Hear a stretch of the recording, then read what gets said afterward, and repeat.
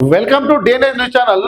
So నిన్న మొత్తానికైతే high court Telangana రాష్ట్రంలో ఉన్నటువంటి అన్ని ప్రైవేట్ పాఠశాలలు, అన్ని ప్రైవేట్ స్కూళ్ళు, అన్ని ప్రైవేట్ కాలేజీలకు ఒక చురకైతే అంటించినట్టు మనకు తెలుస్తుంది. హైకోర్టు అయితే నిన్న ఏం చెప్పిందంటే తెలంగాణ రాష్ట్రంలోనే కాదు భారతదేశం మొత్తము విద్యార్థుల యొక్క సర్టిఫికెట్లు తనఖా పెట్టుకున్నటువంటి అధికారం అనేది ఏ స్కూల్కి కానీ కాలేజ్కి కానీ పాఠశాలకు కానీ లేదని నిన్న హైకోర్టు అయితే ప్రైవేటు పాఠశాల యాజమాన్యం మీద అక్షింత అయితే వేయడం జరిగింది. చూద్దాం నిన్న హైకోర్టు ఏం చెప్తుందో చూద్దాం. విద్యార్థులకు సర్టిఫికేట్స్ ఇవ్వాల్సిందే, వారిని తాకట్టు పెట్టుకున్న హక్కు ఏ విద్యా సంస్థకు లేదు. అలాంటి వారిపై కఠిన చర్యలకు ఆదేశిస్తాం కాలేజీలకు రాష్ట్ర హైకోర్టు హెచ్చరిక. నిన్న తెలంగాణ రాష్ట్ర హైకోర్టు ఒక సంచలన ఒక విషయాన్ని చెప్పడం జరిగింది. భారతదేశంలో విద్యను వైద్యాన్ని ఒక బిజినెస్ గా తయారు చేసిన వీళ్ళు కొంతమంది వ్యక్తులు.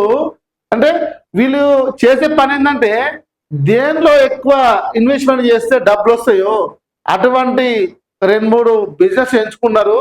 అందులో మొదటి నంబర్ 1 బిజినెస్ స్కూలు, రెండవ బిజినెస్ వైద్యము.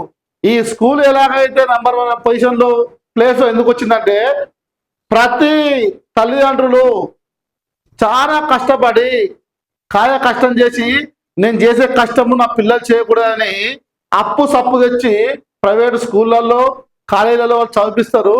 దాన్ని ఆసరా వేసుకొని చాలా మంది కార్పొరేట్ వ్యక్తులు కార్పొరేట్ కళాశాలలు పాఠశాలలు నిర్మించి పేద విద్యార్థుల నుంచి కొన్ని లక్షల ఫీజు వసూలు చేసి వాళ్ళు ఒక పైశాచిక ఆనందాన్ని అయితే వాళ్ళు పొందుతారు. దాంతో పాటు వాళ్ళు 100 కోట్లు 1000 కోట్లు సంపాదించి ఏం చేయను అర్థం కాక కొంతమంది రాజకీయ నాయకులకు వాళ్ళు 100 కోట్లు 200 కోట్లు ఇచ్చి ఎమ్మెల్సీ పదవి కానీ ఎంపీ పదవి కానీ మంత్రి పదవి కానీ తెచ్చుకుంటారు.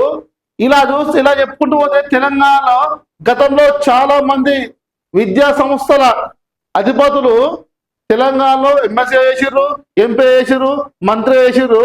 సో మొత్తానికైతే హైకోర్టు అయితే నిన్న చాలా సీరియస్ గా ప్రైవేటు విద్యా సంస్థలకు పాఠశాలకు అయితే వారింగ్ ఇవ్వడం జరిగింది.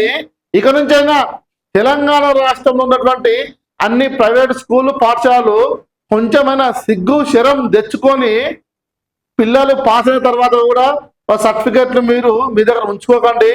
మీకు స్టైఫండ్ రాలేదు, స్కాలర్షిప్ రాలేదు అని ఒక నెపంతో ఒక సాకు పెట్టి పిల్లల సర్టిఫికెట్లు మాత్రం మీరు ఆపొద్దని హైకోర్టు అయితే గట్టి వార్నింగ్ ఇచ్చినట్టు మనకు తెలుస్తుంది.